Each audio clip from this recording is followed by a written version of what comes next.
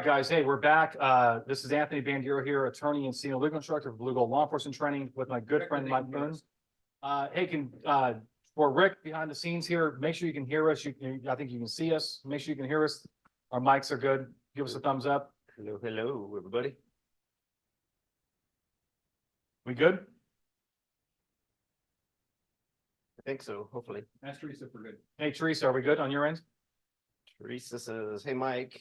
Yes, Teresa says we're good. All right, so Mike, why don't you introduce yourself real quick? All right, my name is Mike Boone, one of the instructors here at Blue to Gold. And like you said earlier on, I have a great privilege to get to teach cops and talk about the search and seizure. And it's a good job, isn't it? It's fantastic. What's your favorite part about teaching search and seizure and maybe for working for Blue to Gold? Gosh, I mean, I think just getting to meet the cops out there, getting it done, doing the job out there. And it's just every class we ever do, it's just such a good time. Just meeting people from all over the country, different agencies, large, small, you name it. And it just always ends up being a good banter between us and the class and the questions that come up. It's just, I mean, it's a blast. Yeah. I'd almost say you don't have to pay me, but I know we don't get crazy. Not quite there. Yeah. Well, look, the amount I do pay you, it's close. Yeah, it's true. That's true. Now, the travel, because I know I travel pretty much every week. Oh my gosh. Are you going to you're ready for this travel when you go full time? Yes, I'm looking sure? forward to it. Yes. Did I No, tell- I'm not, you know. Well, you're not going to be full. I'm not Anthony Bandiero. No. You're not going to, But yes. all I can tell you is that I was teaching a lot and I was exhausted and I was on my way home and I was at Salt Lake Airport and my flight was delayed. Did I tell you the story? So the audience, my flight was delayed. So the area, it was a late flight, right? So I was going to get in at midnight anyway. So it's delayed. And so I went across the hallway at Salt Lake Airport, which is obviously a huge corridor. And I can't believe I laid my bag down as a pillow. And all I'm going to do is wait because it's probably a half an hour. The satchel, the MERS. The MERS, okay. And well, actually, just quite frankly, kidding aside, it was big backpack. So Okay. just mind your P's and Q's. And I put my head on this pillow. And then when I woke up, the door of the police, everything was gone and the door was closed. Right? Was the plane still there? Yes, the plane was still there. So I didn't know. Just you on the window? Oh my God. So I got up and I ran over there and I'm like, please, and of course I didn't even make it. There's no way they're opening this door, right? And but even after you told them who you were. They did. I'll tell you this. After I told them who I was, they gave me a hotel and a voucher, a Uber voucher lift. So I'm a Delta guy, and I thought that was so cool. They didn't have to do that. Cool. I mean, it's clearly my fault. You're clearly perfectly comfortable on the floor yes. 10 minutes ago. That's the room for. Okay. So, but no, traveling can be hard, but that was definitely a hard week. So I'm up for it. I know it's gonna be fun. It's gonna be fun. So I have no regrets. So this is the rules of engagement. We want people to ask a question. In fact, Rick, I was told this morning by our staff that we actually have somebody. I forgot the name. Yeah. Who do we have on here that has a question? I think it starts with an M. Yeah. So if you have a question that you want to ask live, just tell us right now that you want to ask live, and we'll get you on the microphone and we can answer it. So we'll wait a few seconds for that, but hopefully. Devin wants to come on. All right, let's get Devin on.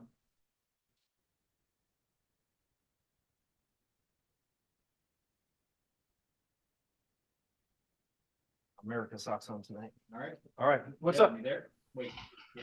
Hey, buddy. Hello, can you hear me? Loud and clear. Yes. Hey, so my question was, I know the Collins in Virginia case with the motorcycle thing, but let's say a vehicle's parked on the street with a car cover and they're doing that so because they have abandoned vehicles and they don't want it to get towed. Would it be, will we be able to lift it up to get the plate off of it or anything? Or would that be, similar to the Collins case? I love the question, by the way. What state are you in? Texas. Okay. I like Texas. Yeah, I love Texas. I like to say my house is in Washington, my heart's in Texas. I like it. So, look, hey, why don't you take a stab at that? Because I have some. Let's talk about the Collins case for just a second. Yep. Good old Ryan Collins. Ryan Collins lived in Virginia and he liked to steal motorcycles. And he would take off from the cops. They finally, in true crime statistics, these type of days here, he decided to brag about it on Facebook. Facebook, or yeah, he actually internet put or a something picture, like yeah. that. So he put some pictures of the motorcycle. The cops looked at this, that's the bike that ran from us, so they figured out where Ryan lived. So they go over to the house, and based on the information there, yeah, they had probable cause that that's the stolen bike. But when you looked at Ryan's house, the picture kind of a house here, and it's got like a long It's a duplex. duplex with a driveway carport Yeah, style right. type thing down the side. And actually the carport extended down into the depths of past the front of the home itself.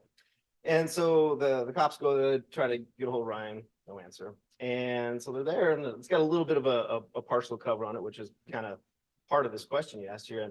And they decide to lift up this cover on there. And like I said, they had PCO. Like I said, they know the stolen bike here. But the issue on this is they end up recovering the bike. And where the bike is, and as we teach a lot here at Blue to Gold, is on his curtilage. Right. On his curtilage. We talk about curtilage being adjacent to the home. The bike was right next to the home. Yep. Uh, Associated with the home. Associated with the home, it's used only for that home. the way it- It's where it it's was. like part of domestic life to Yeah, be able to park exactly. your car and make sure your house is. Exactly, and the use component of it too, it's the carport just for that home Yeah, yeah. there. Right, There wasn't any enclosures or walls around here, but it's definitely on curtilage. right. And they end up taking the bike off the curtilage here, and that became an issue. And they call it the motor vehicle exception. They called the motor vehicle exception, and well, of course, looked at this and like, well, hang on a second here. Okay, you had your probable cause. All right, we're good with that here. Recently it had taken off on them, so there's apparently mobile aspect. Sure, of that here. absolutely, 100%, yeah. But this Collins case gives us this problem where the bike was sitting. It's Mhm. sitting on Ryan Collins' curtilage. Mhm. And from the Jardines case, it said that's protected like the home itself. Right. And that is an extension of that home in a way there. So taking that bike off there was a problem. Yeah. Rick, while I give my 2 cents, can you actually add Zach as a audio, please? So, all right, so, now addressing the issue at hand, right? Mhm. What if the bike is on the street? I think we actually talked about this in our classes, Mhm. like, the bike is covered, it's Right. on private, it's on a public, a private parking lot. Correct. It's not curtilage, but also if we just have like a hunch that the vehicle is stolen, Mhm. we can't, it's a search to lift up the guy. It would be a search, correct? No, if the bike is stolen, no harm, no foul, I guess. We roll the dice on it because the person would have no standing. Correct. But you say roll the dice though. We don't wanna roll dice. If that, Yeah. if that bike, isn't stolen and the homeowner looks outside and you're out there lifting up Messing the with the car, that's gonna be a problem. It's gonna be a real problem. Yeah, And 'cause he could, that's, he could, 'cause he that- could, he could complain about you and it might be a sustained complaint. Absolutely. And you're from Vegas, but you don't like to roll the dice on the Fourth Amendment, do you? No, not at all. I don't think you have to roll the dice at all. You're a family man. Yes, sir. Yeah, you don't want to roll, you don't want to waste your family money on dice. No, I think I gambled once before. I lost What? $5. You're a loser. I was irritated forever. Vegas is a city of losers, isn't it? I hear that. yeah. Yes, because you can't build a $6 billion casino in winners. Mhm. So the next thing is move the bike out to the street. Now, before we get maybe wrap this up here because we're kind of doing long-winded, but I apologize for this. But before we answer the question, a lot of officers do believe they'll say the bike is abandoned or the car is abandoned because it hasn't been driven in a few days or it has a cover over it. Mhm. There is abandonment under the Constitution and there's abandonment under some city law, right? Not moving your car in 24, 48, or 72 hours may be abandoned under some law. Correct. But that doesn't mean you have no privacy interest. That's the first thing. Mhm. The second thing is this vehicle abandoned? If the vehicle is on the street and it seems it's apparent to a reasonable person that the owner of this car does not want anything else to do with this car, then it could be constitutionally abandoned. Cobwebs, flat tires, it's been there forever, and there's no indication of upkeep and so forth. Maybe it is abandoned. Mhm. The second thing is, even if it's not abandoned, if it may be violating state law. Now, my friend in Texas, I believe, if I'm not mistaken, your registration, you do have to have a car registered on the streets Mhm. or on a public street. And I do believe, though, you're obscuring a license plate law requires the vehicle to be moving at the time. It talks about obscuring license plate while driving. Okay. Since it's not driving here, I don't know if you can use that law that it's actually, you can gather evidence against that law, right? Right. So back to your point here, if all you want to do is just check the VIN and you have no reason to believe it's violating the law, I think it's a problem. Most cops in Texas that I talk to about this issue usually resolve it with the local 24-hour rule, like you get to move your car for 24 hours. Mhm. And they'll just come back 24 hours later. If it's still not moved, they'll just search it for evidence of that crime, There you go. they can get a van and they can potentially buy a citation. But it's not cut and dry. So back to my friend on the line here, is that, I hopefully weren't too convoluted on this, but does that help? You can use it. Yeah, that helps. Yeah, I had questions about, because, the abandoned vehicle law in Texas, has to meet a certain criteria, but a lot of the criteria, you have to be able to see the car to know if it fits that criteria for abandoned vehicle. And I think the way that people are circumventing it is just covering the whole car. Well, but don't you have other laws that you can maybe use, right? I mean, the fact that the car hasn't been moved in a certain period of time, would that be a law that you folks use in your place where you work or no? It depends on the city. Some cities have the ordinances, but some don't. And then, so if you don't have that, then you just go by the Texas, Are code. you a statey? You're a trooper or County. something? County. Your county? So, look, it's so true. Like, I think the main thing though, is that you have, like, I would just find a violation of the law, right? Or you have probable cause that the vehicle is either, that is stolen, or you can articulate that the vehicle is abandoned, constitutionally abandoned, or by law, right? But if you don't have any of that, if I guess, look, at the end of the day, this is what I'll say. If all you have is curiosity, then we shouldn't be lifting the car cover. Yeah. You need a law, abandonment, something like that, Motor vehicle exception. or motor vehicle exception. Mhm. So that's where we're at on this. Curiosity won't let you lift up a car cover. Zach, anything to add on this? No, I think without probable cause to believe it's being used or is part of a crime, no. Or we're towing it because it's truly Right. abandoned. Yeah. Right, exactly, what we're telling you. Yeah, Yeah. there it is, there's our answer. Thank you. You're welcome. I'll leave it at that, yeah. Okay, Rick, do we have anybody else on deck? Interested? Maybe we should also, can I, just, I want to intersperse this with some questions here because, we do have a lot of people that write us. Yes. Let me just intersperse this, if you don't mind, real quick. And then we'll get that person online. Okay, so this is a question. This is a patrol sergeant in Texas, another Texas. He says, I teach search and seizure at the academy. Sounds like somebody I know. No, I like this guy a lot. You do like this guy a lot. I do, yeah. Mhm. So, he says, I have a pretty good understanding what search and seizure is because he takes our classes and so forth. But he says, I've run into a conundrum. Mm. I was reading a report a few months ago and it begged the question, how are we searching a person who is not arrested or does not give consent or we have no search warrant? I've gotten quite the puzzled looks from administrators as well as the DA's office. They don't know how to answer this question. Sometimes they'll just say, but look, we have probable cause. That's why we get to search a person without an arrest, without their consent or without a search warrant or arrest warrant. And so he's like, is that the answer?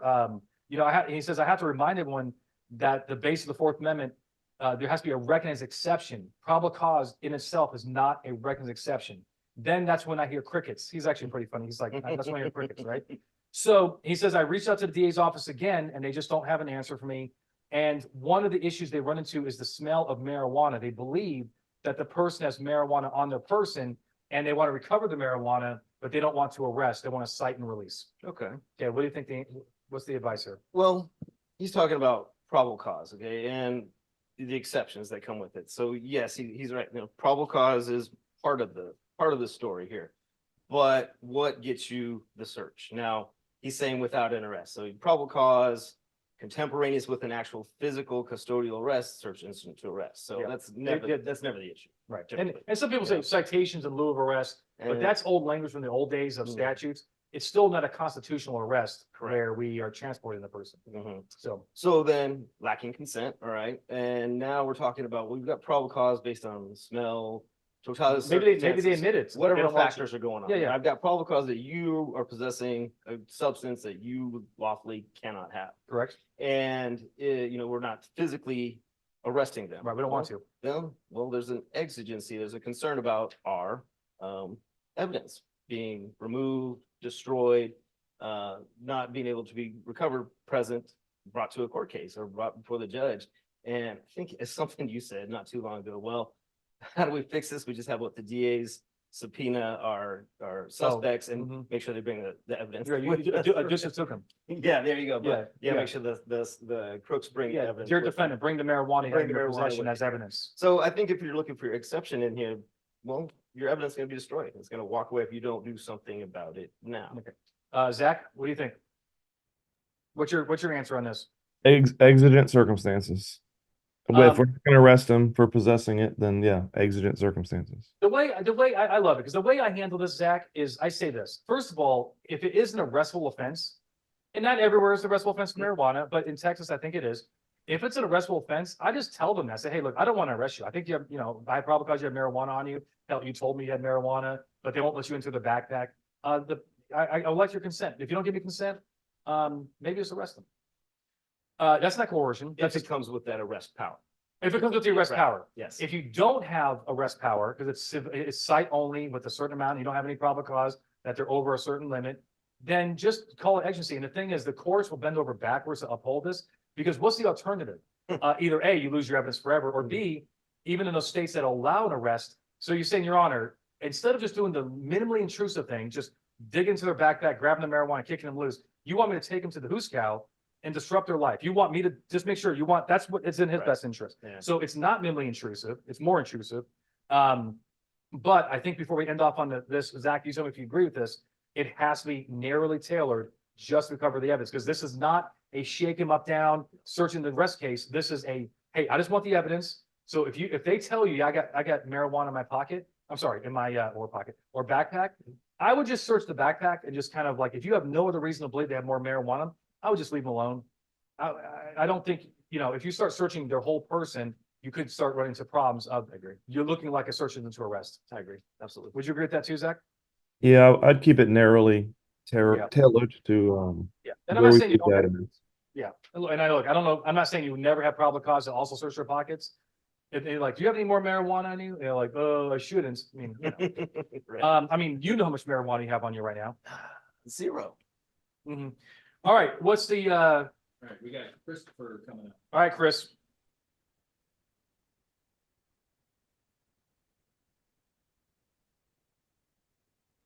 Hello. Hello. What's up, Chris? Hey, Chris. Hey, how you guys doing? Good, man. So, license plate reader comes back suspended prior. Get pulled over and arrested for suspended prior. BMV comes back stating that your license is good. How accurate is the license plate reader? Okay, hold on. So you said that the LPR said that the license plate was suspended or something? Yep, suspended prior. And then they pulled you over, or the cop pulled the person over, Yep. and then they ran it on the MDT and it says that the license plate is good? Well, technically they never really ran it. Only on Just LPR. indicated. The BMV records state that the license is conditional and good. But the hit says it's bad. It was Yep.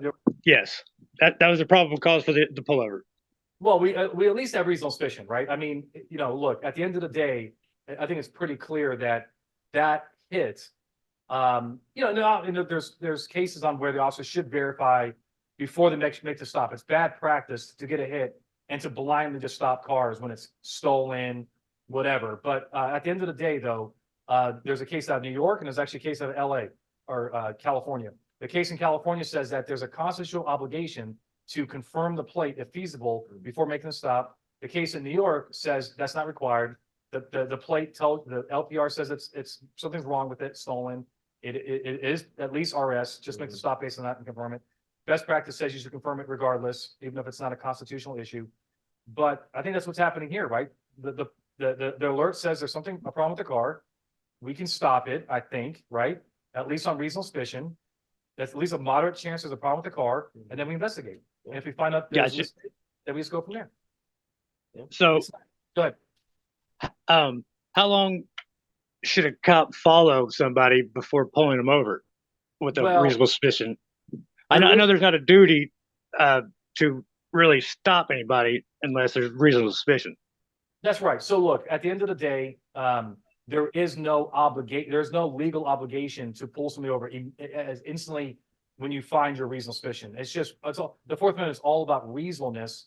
And usually I'll tell you the cops that follow people are either A, looking for other PC, like a lot of cops don't want to pull people over just with reasonable suspicion alone. They actually want like a PC charge, they want like a weaving or, lane change violation or falling too close. It just makes the stop a little more stronger. Or they're waiting for a backup unit, or they're making some phone calls. I mean, quite frankly, there might be a lot of reasons. But at the end of the day, it's not required that you have to pull that person over instantly. But there are some cases where officers have, look, reasonable suspicion or even misdemeanor, like traffic offenses. They don't pull over the person now, but then they pull them over days later. And they had no good reason for doing that. Yeah. And that's not really Stale. court, it's stale. Yeah. That might be Gotcha. another factor too, like looking for a better lighting option, the location. Yeah, of the yeah, stuff. yeah. There's a lot of considerations. Oh, 100%. I follow people for miles sometimes, Mhm. just because I just did not like where the stop was. Right, yeah. Or I wanted to maybe get closer to a canine unit and do a free air sniff. So Gotcha. that's not prohibited. So look, cops, at the end of the day, it's objectively, was it a reasonable stop? And, the cops have some discretion and some latitude there. And it doesn't make it a unlawful seizure just because they waited a little bit. Gotcha. So the LPR is pretty accurate. Oh, absolutely. I mean, look, it's just like, I'll tell you some case law on, you run me, right? And I come back with a warrant. And I tell you, but officer, that warrant was taken care of 2 weeks ago. I paid and let's say in reality I did. And Mike over here is saying, hey, look, I'm not a clairvoyant. Do you have the paperwork, Anthony? Well, no, I don't carry around with me. What am I, some kind of weirdo? And so, and then Mike says, I got bad news for you. The computer's saying that you're a wanted person and that you did not take care of your, and I go to jail. And the courts have said routinely that it's called NCIC, right? National Criminal. Yeah. Yeah. And they said routinely, like that NCIC hit is probable cause. And even if it confirmed later, you find out that it was actually a mistake. Well, fact says you knew it, right? At the time, yeah. So it's reasonable. It's reasonable. So you can overall, you can depend on that LPR hit, but it is bad practice not confirm Did it. you get a call? Yeah. Gotcha. Thank you. You're welcome. That should be Clint. Oh, nice. All right, Clint, call right back. Zach, do you have anything else to add on that? I know if you were here, I'd be trying to pick your brain a little bit more on this, but anything else to add? No, I think the stop is lawful for RS purposes, but I would agree you should be confirming to Yeah. make sure, it ran the right tag and yeah. Hold on, Clint. Yeah, yeah, and I just will tell you, like, the case in California that they said you had an obligation to do it, it was where it was a car that was not stolen. They pointed guns at, innocent, like, not innocent, but compliant people. They were not going after, Okay, all right, so what's up, my friend? What do you got? Put the mic close to your mic. So in Arizona, we can say release on misdemeanors. Citation in lieu of arrest is a lot of times what it's been referred to as. Correct, that's old school talk, yep. So I have a lot of search and seizure instructors teaching that we cannot search a suspect who we have arrested on misdemeanor instant to arrest. Now, sometimes not a big deal if it's a quick in and out situation, but in some situations it results in like a DUI where we're together for hours getting blood draws and all that kind of stuff. I've read the case law, and to my understanding, unless I'm missing something, most of the elements involved in the search incident to arrest surround the involvement or the amount of time spent with the subject and the ability of them to present a hazard to the officer. With that in mind, I think that a DUI where we are with the person for a long period of time, a search incident to arrest would likely apply based on the underlying elements. But it's also my understanding that the case law does not necessarily and never has specifically addressed citation in lieu of arrest or cite release. Do you have any thoughts on that? Well, yeah, I'm gonna let's let Zach, did you hear that loud and clear? Yeah, I did. So Clint, that's an arrest. When you take someone into custody for a DUI, for a blood draw or a breath test, that's an arrest. An arrest for constitutional purposes is simply the involuntary movement of a person from one location to another. You're taking them into custody. That is what justifies the search incident to arrest, not formal booking, formal charging. Like if you later on cite them and release them from the precinct or from the hospital, that's still an arrest in the constitutional sense of the word. Where you can't do a search incident arrest, or at least you don't have the categorical authority, is when you cite them in the field, like, a field stop, and you write them a ticket and you just release them like on the traffic stop or something like that. But what you're describing, those are arrests for Fourth Yeah, Amendment. aren't you transporting them somewhere, Clint?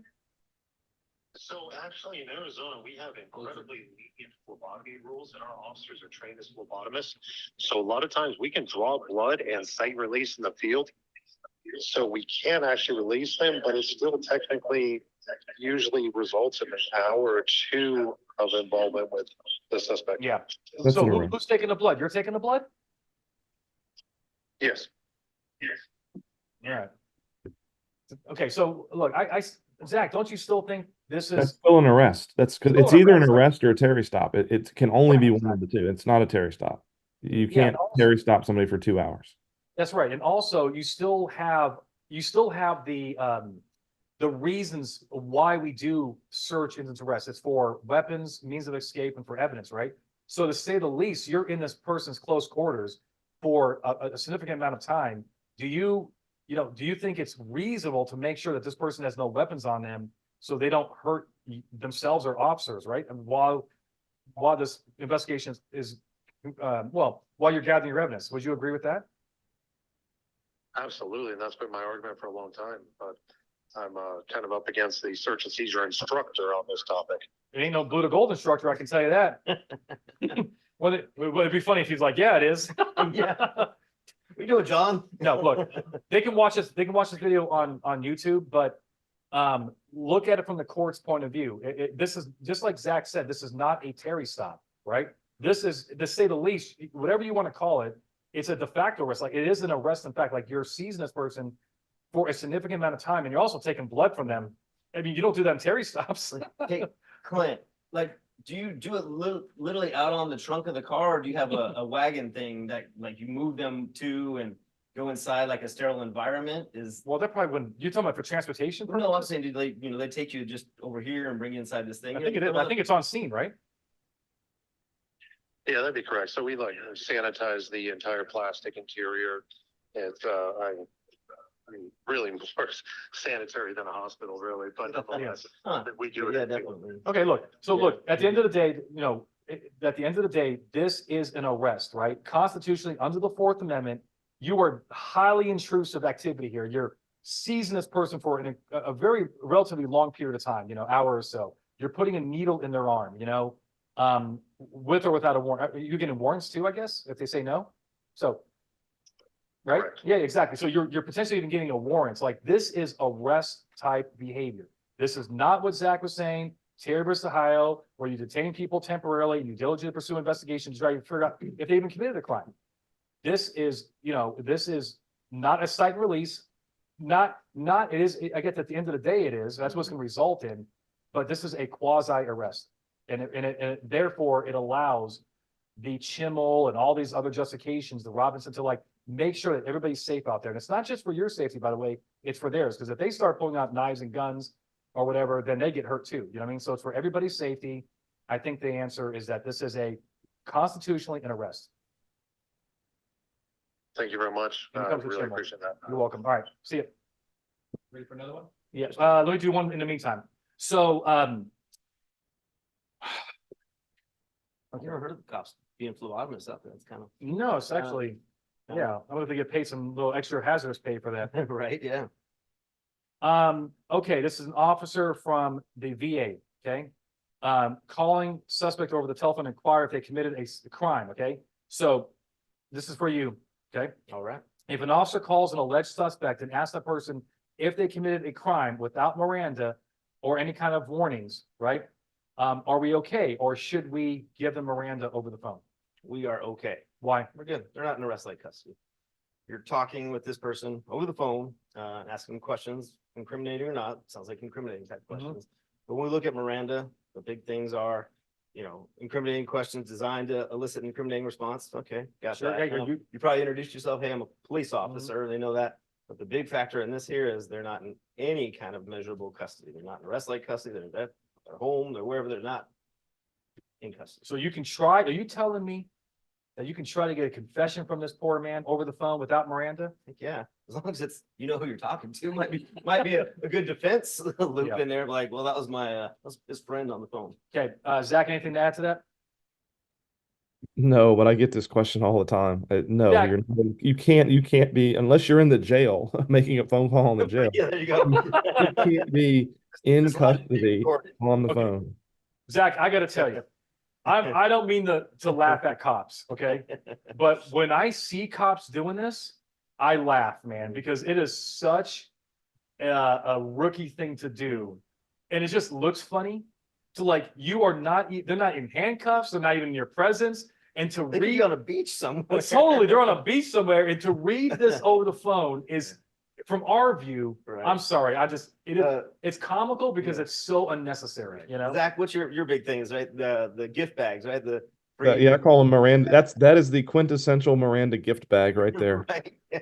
Unnecessarily giving out the Yeah, Yeah. free Miranda warning. I'm just so gracious that you agreed to talk to me. Here is a Yeah, free yeah. Miranda warning. Yeah. I mean, and then the other thing why it's humorous because it's so unnecessary, but also it's so bad to do it because they're going to invoke on you. Oh, yes. They're Right. like, oh, okay, yeah, you're right. Maybe I do need a lawyer. When you know, when you just and just to be clear, my friend from the VA, not only is this valid, but you can ask straight up incriminating questions. You know, you don't want to browbeat them over the phone and threaten them because that might be a different issue. But you can definitely say, hey, I know you did it. We caught you on camera. We got you red-handed. I see you smoking the joint behind the VA, trying to get your medical. You know. Okay, who's next, Rick? Emmanuel. Oh, my boy from Maryland. Yep. Ah, Yeah, Brooks, you're right. It is. Gentlemen, good evening. good evening, Hello. Emmanuel. Can I My- ask you a question? Yeah, absolutely. Ask me a question. If you stopped me in my car and I had my AR-15 with me and it did not have a heavy barrel, okay? Would you arrest me? 'Cause you know you have to have a heavy, don't you have to have a heavy barrel with the AR-15 out there? Well, AR-15. That's the answer I was looking for. Now I just want to make sure you're my boy, man. Okay? You see all I'm these, big. you see, You know, I got you. you see what we got here, man? You think they got these in Maryland?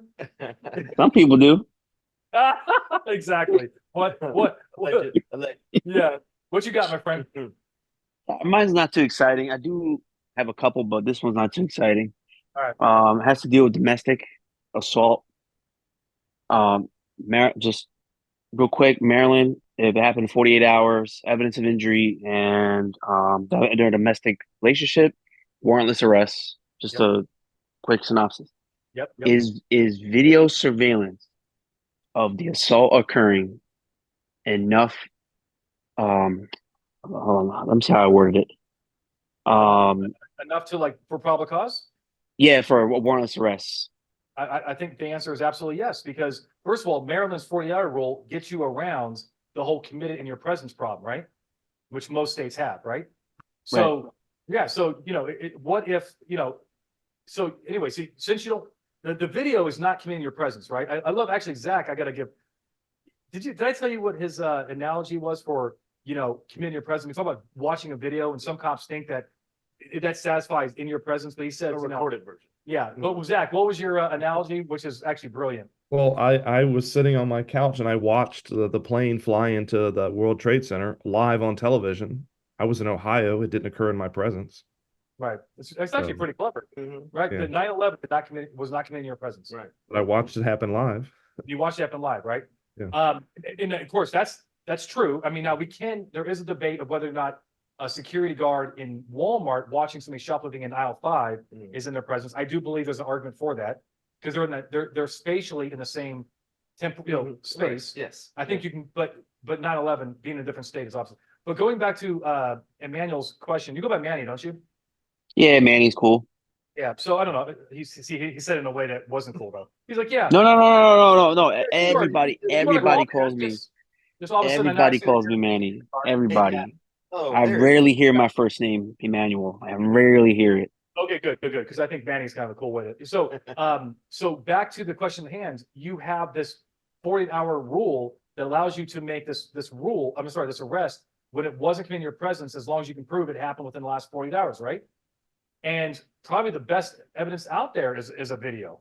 I mean, then it's, you know, it's not a he said, she said. It's like you got this guy, for example, slapping a female in public in front of the 7-Eleven. Like, so is that kind of what you're going after there? I mean, Yeah, yep. I was just wondering because our state's attorney's office said sent out an email a while back that said if video surveillance is not enough to satisfy the the prong, like the assault occurred because they're I forgot what I'm not 100% what the theory is, but like it's because like yeah, you do have the assault. It did happen 48 hours, but like is there evidence of injury? That's like the big hung up there, and I'm like, Okay, well, okay. Well, look, I didn't answer that question because I didn't realize that that was a piece of this, right? yeah, I'm sorry, my fault. Yeah, I well, shouldn't look, say I that. mean, look, I can tell you in most states, if you find a suspect hitting a victim, you do not need injury. That's a battery. If I go over there and slap Mike in the face and I leave no injury whatsoever, that's absolutely a crime in Nevada, right? Wouldn't that be a crime in Maryland? I can't just go up and slap people in their face. So I don't know why domestic Hmm. battery would require, I'm just, look, you can school me, but why would, well, maybe that's the only way you can actually make that arrest if it has to be. Yeah, yeah, I'm sorry. So it's within 48 hours. Oh, yeah, I just forgot it. It's within 48 hours. There has to be evidence of injury and that like an assault did occur. Well, I now think, I agree, I though. think the evidence, I think the evidence of injury prong is for those that don't occur in your presence, which are most it corroborates the fact that assault and battery occurred. Instead of just arresting on someone's word, you need evidence that there's physical evidence. And the video is the physical evidence injury occurred. Any battery, there is by definition injury. So that is the injury. Watching it occur is the injury that you need. Yeah, but I can, maybe I see the argument there that they're looking for like provable injuries, not just some kind of offensive touching, right? But I can tell you, in Nevada, you don't need that. It's Absolutely not. absolutely not. It's just The unlawful. It's the the battery unlawful, alone is the unlawful touching. correct. That's right. Non-consensual touching of another. There you go. All right, that's what we have for that. But I can kind of see where I mean, they're looking for probably cases like with real injuries, not Right. just offensive touching. All right, let's go to the next one, and then Rick. Thank yes, you. yep, you're welcome, Manny. Let's see this next one. So, all right, this case from Alabama, the great state of Alabama, confiscating possible stolen property from dorm room. This is a university police officer. Off a tip, officers follow up on a victim's tip that his stolen property was from a burglary was possibly in a dorm room on a campus. So probably, friends of a friend. Officers went to the room to do a knock and talk and was allowed in the room. The subject who the room belonged to consented to a search, and the officers located what was possibly the victim's property. Let's just call that probable cause, right? And so far, so good. It's cooperation to say the least. Yeah. The subject in the room said it was his property. Okay. The victim identified the property as his. The subject in the room then told officers they could no longer search.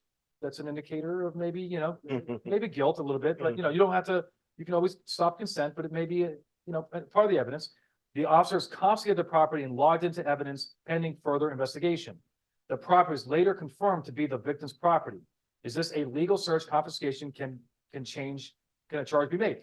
So, who wants to take, Zach, why don't you take this one first?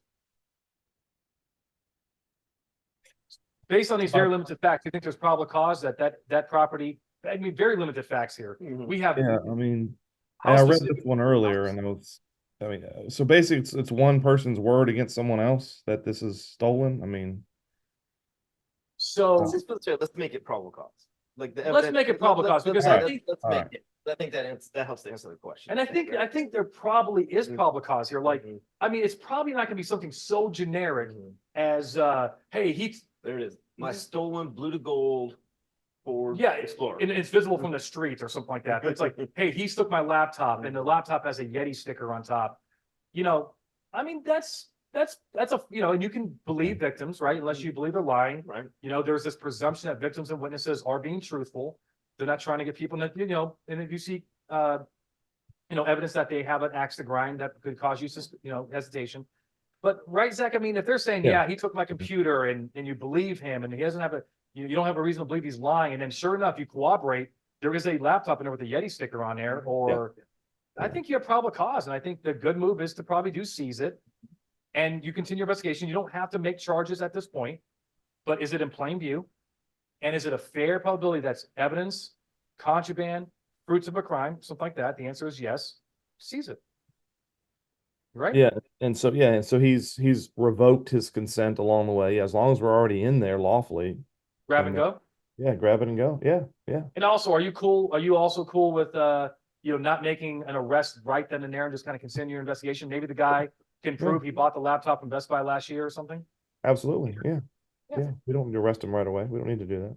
Yeah, look, just, you guys are out there, you're making tough calls. The reality is that the reality is that this is probably stolen property, it ended up being stolen property, but just, you guys are doing your investigations and, all right, do we have a caller on deck, Rick? Nope. All right, this, case is from Indiana. How accurate, it's funny, it's an LPR case. How accurate are the plate readers on cruisers? Is this a citizen? This was the same Yes. question we just got. I wonder if he came on. What was the name? His name was, it was Chris. Actually, that was Chris. Yeah, That was Chris. from earlier. Okay, and then the other one is, this is actually another citizen. Okay.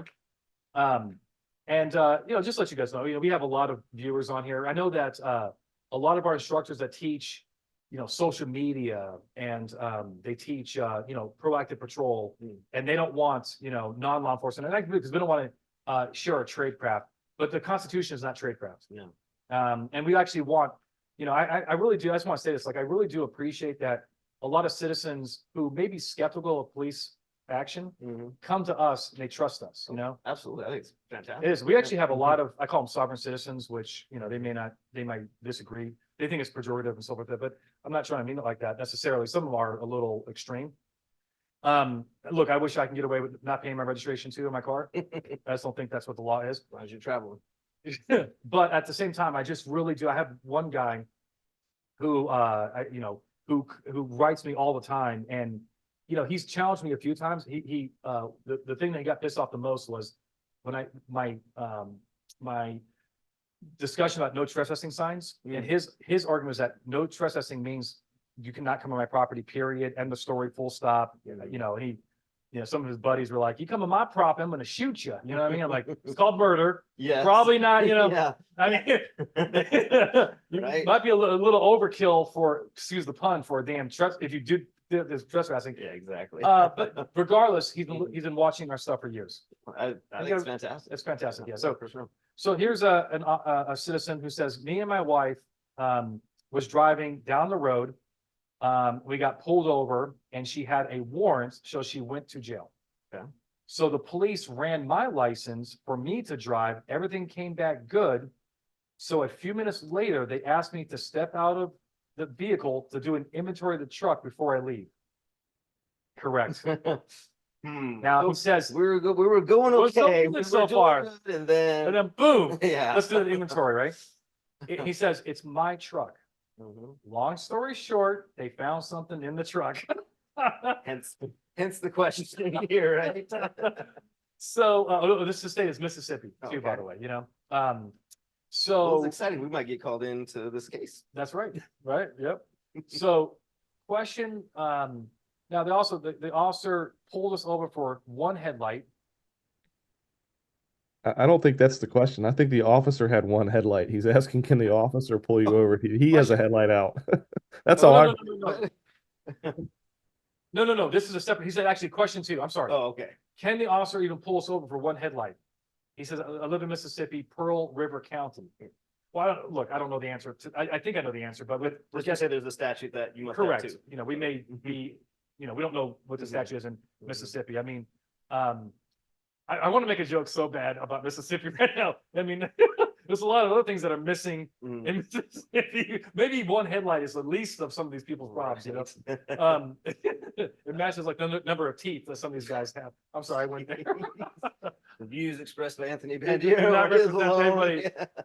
Look, there's some Uh, interesting characters in Mississippi Yes. and everywhere, right? mhm.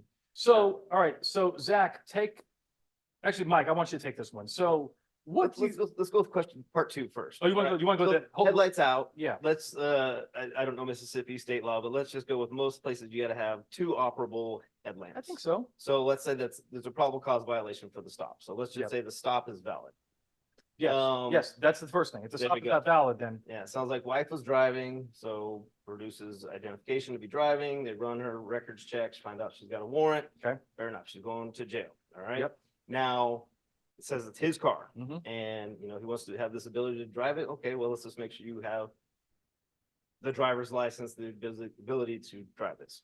Fantastic. And then there's this inventory of this vehicle before he goes. Correct. There is no governmental interest inside that car. There is no hunch. What about, what if suspicion, we're, no. well, what if our warrant is for drugs? When was this warrant from? Do you care though?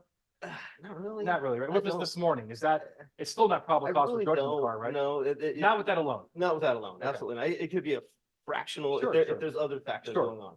But there's no indication of that here. And for the officers to be inside that truck conducting an inventory, there's no reason for it. They're not towing it. He owns it. He's registered to it here. There's no interest from the government inside. What if that it was truck. to make sure that they just want to write down what they, Well, what he you- has to you- make you sure can he gets finish everything back back? to make sure what? There's no Well, make sure in what we do. Right. So, W- yeah, um, there's, yeah. You think there's pretext going on here? Yeah. Do you think that's essentially a pretext inventory? Of course. Yeah, they're looking for some sort What's, of. what is a pretext inventory? So we're working around the Fourth Amendment to find evidence, and inventories are probably the biggest thing that Mhm. cops violate to get inside of cars that we can't otherwise lawfully get in through consent or the automobile exception. Well, I'll just tow it. Right. I'll just tow it to get in there and see what's going on. And the courts see through it almost every single time we see them through.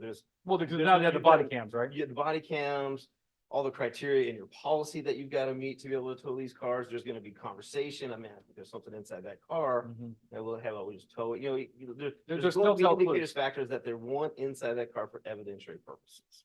And there's no other justification for towing it otherwise. Zach, do you agree with this, or do you think that they can do this inventory before releasing the car back to this the husband? RO? No, I don't think you can't do it. There's no legitimate government interest served by inventorying this car in this situation. That's not No. Dakota. What's the worst that could happen? So let's talk about Krall. I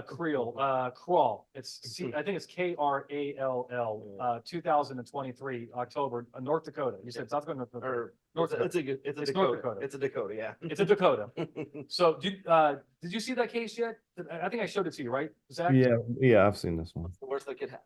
So what happened for our audience here, and look, the three of us have been preaching this for many, many years, because one thing that Mike said, I do want to be clear about this, because we teach it both ways. We teach what the cops can do, but we teach what the cops can't do. And we also want to be police constitutionally as trainers, right? Absolutely. And so I don't want the cops in my car without my permission or lawful reason. And people say, oh, but I have nothing to hide. I have stuff to hide. It's called my privacy. Right, yeah, there you go. But anyway, I digress on my speech there. But what happened in Krall was the officers were wanted to get into Krall's car because they believed he was involved in narcotics. Mhm. And he's not a good guy, if that means anything to anybody. He's not a good guy. I think you can read between the lines that he's a chronic offender of this small town in North Dakota. And the cops have a lust for the bust, and they do want to, bring him to justice for maybe stuff he's involved in. And there were some telltale signs about their pretext. Like they asked him for his consent to search the car. It was denied. They looked for other things, but they found that there was like a registration issue. And so they towed it, and they didn't find drugs in the trunk. They found a dead body. And he actually raped and murdered his roommate. And the North Dakota Supreme Court suppressed the body. And he literally got away with rape and a murder because the cops had a pretext. And I just remind cops that that's from North Dakota, North Dakota is on your, I'm not saying they're on your side in a way that's gonna, let you play loose and fast with the rules, clearly not. Right. But they're also not gonna give you a bad hand like LA County Mm. and Dallas County, right? And New York and so forth, where they try to legalize crime. And these courts are gonna give you a fair shake. They're gonna hear your side of the story, and they suppress the body. And, I look at that, I'm like, this is why we've been teaching this for many years, because cops have gone away with it, including me. I've definitely done my fair share of pretext tows, and maybe you have too. Because we didn't really know any better. That's part of the, our learning process, but we can't do it. Anything else, Zach, you want to add? No, but I really think the first question was about the cop having a headlight out. I really Oh, really? I really think he's asking, can a police Oh. officer with one headlight pull me over? Well, Oh. yes, yes, you can. Because remember, he said his girlfriend was driving the I car. see what he's saying here. Yeah, Yeah. he's almost thinking like the cop is not lawful or something like that. Yeah. If the Okay. cop has one headlight, can he pull me over? Yes, he Oh, can. yeah, no, you're absolutely correct. Thank Oh, you, yeah, Zach. there you go. Yeah, I'm sorry, I read it too fast. Can a cop pull you over when they They only have. only have one headlight? Again, it's Yeah. Mississippi. That's the least of your problems. I mean, there are some budget issues in Mississippi. Right. I mean, come on, we're looking for money for schools. Yeah, you got that thing started, the control car going, it's a win. I mean, so hey, look Well, at he says he already issued himself a warning. There you go, right? Well, we got Yeah. one of our instructors is a DA in Mississippi. Oh, yeah. And yeah, and friggin' an incredible instructor. But I just wish he was here right now because you know, my jokes, I'm like, I need to say my jokes more confident, like, yeah, you know, blah, blah. But you know, the South makes the most fun of the South. You know what I mean? They have I think they take it in good spirit. oh, they have such good spirit. I love, I would take the Southern hospitality and humor and wisdom And food. and food. Wow, it'll kill you eventually. So the last question I have on this list is, Ricky, is there a guy named Andrew here or do we have somebody else? Andrew, Andrew H? no. Okay, you have something else on deck, Rick? Well, Emmanuel has one more. Yeah, let's bring Emmanuel on. Manny. Penny. Hold on, let me offend all the people in Maryland right now by holding this assault weapon. Good. Go ahead, Manny, answer your question. Look, brother, I'm a gun guy, man. I know I'm you are. cool I know with you are. That's why I cool know. with people having guns. I encourage citizens to get their CCW. Yep. I'm all about it. I ain't gonna be there all the time, so if they can No, take hey, care of no, themselves. No, they're, what's the saying? When seconds count, police are only minutes away. Yeah, yeah, that's right. It's true. That's So, true, what you though. got? It's very true. Hey, I got an interesting one. Now that I thought about it, I was checking my list of questions to ask you. You're probably gonna start charging me one of these days, You're but free. You're my buddy. You're my Maryland Connect when I go there with my AR. There you go. I got you, man. I'll show you around. So we had a interesting one. This was a couple months ago. I just had it on my list here. So parents call, well, dad and grandma call us. They're like, "Hey, 18-year-old daughter, by the way, ran away from home, and she's at a friend's house." We show up. They're in the front. They're like, "Yeah, my daughter's in the house. We don't want her there. We want her to come home." Okay, now here's the back story. Dad says she's autistic and she might be 18, but thinks like a 12 or 13-year-old. That's what he was trying to tell us. Yeah, because, like mental health, right? Yep, And yep. he was like, I have the paperwork proving it. I said, okay, what does the paperwork say? And he was like, oh, the paperwork, it just says that, she's autistic and this, that, and the third, but she's 18. So my partner goes to talk to her. She's like super like not sounds like she's young. She sounds like a regular 18-year-old girl. Right? She's in her friend's house. Her friends are like, why are her parents here? Like, get them out of here. If she wants to come here, she can come here whenever she wants. So we're talking to her. She's like, I don't want to go home. I just want to hang out here. I'll come home tonight. I don't know why. They don't trust me here. Whatever the backstory is to the house, who knows? But anyways, so the dad's like, "Oh well, there's the paperwork we have." And I'm like, "All right, sir, but do you have?" I don't know if I was right. I'm the one who told him this. I'm whatever. It is what it is. But I was like, "Sir, I mean, she is 18. She's considered an adult. She can make decisions on her own." I was like, "We have no right to go into someone else's house just to drag your daughter out the door." I was like, "We're not like." We're not like your henchmen here. Yeah, No offense. Yeah. And then he was like, but you don't understand. He's like on it. And the grandma's like in my ear, like, oh, she's autistic. She needs to go right now. If she gets raped, it's on you. Yeah. Mhm. And I said, unless you have like a order from the judge that says that you still make decisions for her based on her diagnosis, medical diagnosis and everything like that, then I have no authority to go in that house, especially violate that person's Fourth Amendment right, because they don't want me there, Right, exactly. and to drag her out the house. And grandma keeps going off of me, and I was like, man, that's the price you pay for freedom. I'm sorry. I do like you. And then I told my supervisor, I was like, I'm definitely getting a complaint. And then she never called though. But are we, even though he has that medical paperwork saying she's autistic, like her Yeah, she has a reading, diagnosis. He showed you a diagnosis, right? correct, but he never showed me anything from a judge saying that he still has like control over her. So, Rick, do you want to read something before I answer this? Yeah, I want to read this. Read what? Somebody said. Is this about this conversation right now? So Zach says, no, but I just want to read it. Just want to chime in and say, thank you guys for what you do. You somehow took one of the most important and difficult to understand subjects, search and seizure, and made it interesting and enjoyable to learn about.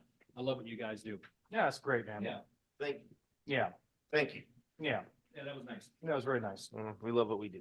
So Manny, I can speak from experience on this issue because I have a 18-year-old son who's autistic and pretty severe, and I have the paperwork that you need. So this is called a guardianship, right? Just like when you're a minor, you're naturally by law the parents are the guardian until they're 18, right, Manny? Right. So when you become 18, you have to get a court order that puts you in charge of that person's affairs. It's an ordeal, but it's something that every parent like myself goes through. I have a court order and we keep it with us because, well, my son's pretty severe, so it's pretty obvious. My son's nonverbal and he would run into the street if you didn't hold on to him and so forth. But I have it on my phone and I have the paperwork if I needed to get it on my phone, whatever. But the point is, Manny, is that's what it's called legally. It's called a guardianship. And there's full guardianship and there's limited guardianship, like guardianship for financial affairs, guardianship for medical decisions. But then you have full guardianship, and it kind of tells you, the language, which I have full guardianship. If I hand you to do that, that basically is my child, like the person was 8 years old, not 18. There's also conservativeship, which is like where people are, it's more watered down guardianship. It's like financial affairs. It's school, just different housing choices for very limited things about their life. But you would need to see it has to be from a court, and it has to see that it actually signed off by a judge, or whoever the person in Maryland is, that this is a guardian. And if you don't have that, that person is not their guardian by law. They want to be their guardian, but you can't, it's an adult. Correct. Right. So I made that decision off the fly. I was like, nope. I made a decision and went with it. And then I started looking it up. I'm like, yeah, I think I do. So someone in the chat was like, medical power of attorney, but I'm glad you said all those terms because now that's not going to do it for you though. Just so you know, right? Just so you know, a power of attorney is almost never going to give you the authority to take a person against their will. So I had that situation in my law enforcement career. I had a mom who was probably needed some help herself, but it is what it is. But she had a power of attorney for like some issues. A power of attorney is not the same thing as a guardianship, right? A power of attorney does not mean a person cannot live their life and just live their life and hang out with friends and so forth. A power of attorney is to say it's limited. They'll tell you what the power of attorney is for, right? Mm-hmm. Shit, you probably have power of attorneys for some limited purpose, but the point is power of attorneys are not guardianships. They're just, and they usually don't need a judge. It's a notary. Correct. Yeah. You need a court to tell you to give this parent the authority to control that person's affairs as an adult. And that does not come up with some notary that says, oh yeah, you have the right to, the kid, or let's say the adult, can give the parents the power of attorney to make decisions for them. A living will is a power of attorney. Mm-hmm. If I am in this situation, you can make decisions for me, but this is not one of those. You cannot take control of a person's life without a court being involved as a person's an adult. So you made the right decision there. And second of all, you clearly would not have the authority to enter a person's home to grab an 18-year-old out of the house without some severe exigency, which you clearly did not have here. And you would right. If you did not make that right decision, you could have been sued very severely if somebody got hurt, especially. Yeah, exactly. And I was there with like a rookie, so he was following my lead, and I was like, man, fuck it, this is what we're doing. I was like, I know I'm right. But like, I don't want you guys to think that I'm like heartless, but I was emphasizing with the guy. Oh, that's the right word. I'm probably saying it wrong. like empathy, right? I was like, look, man, I understand. I know you're concerned and etc. But like, hey, brother, like you have to do it the right way. Like the police cannot be your like Yeah. what's the word I'm looking for? Like armed guards. Like we're not like we yeah, exactly. We're not we can't do it this way, man. Like it has to be done correctly. I understand you have the paperwork that says that, even though no disrespect to the paperwork, but she was talking to us fine. Like I didn't really if I was talking to her normal, I didn't know that, I would have been like, oh, she's like a normal 18-year-old girl, you know? Right. And I'm sure So that's she's rational, Yeah, coherent, yeah. answering questions. Yeah, but if I showed you some paperwork, Manny, and I said, hey, my son, if, is autistic, and especially if my kid wasn't severe as he is, it just might, but, walking, talking and so forth. And it's like, okay, or, my kid has Down syndrome or something like that wouldn't do anything for you. That's not an order. That's just a diagnosis. Yeah. And, obviously with my situation, if you saw my kid, you'd be like, okay, clearly you're his guardian, you can try to do what you're, but the point is you did good judgment, Manny. Roger that. No, wait, what, If you had the guardianship, could he? no, well, okay, hold on. So the next question is, what if they had the guardianship paperwork, right? No, yeah, actually, you know what? That's good. I'm glad he brought that up. Yeah. And so what if you had it and it clearly, I'm the guardian, it is an 18-year-old, and they also, I mean, let's just say for argument's sake, they are talking like they're talking, like, you're like, man, to me, I don't think they should be a guardian, but you're not a doctor, you're not a judge, right? What's the move? Let's get Zach involved in this. Zach, what's the move if they have guardian paperwork, but they seem to be coherent and functional and they're inside the house? Well, unless there's some kind of exigency where she's in some kind of immediate danger, we can't go inside that house to retrieve her. There may be some potential criminal or civil action you could take for the homeowner for, harboring her or something. I think it's probably a stretch, but no, as far as immediate entry, yeah, without an emergency. Or Interfering consent. with parental rights maybe works. I have to read the Yeah, statute. maybe, yeah. Maybe you have to read the statute. I don't know if it just applies to parents or, maybe it applies to neighbors that won't, my kid, my 8-year-old goes over to the neighbors to, play Legos, whatever.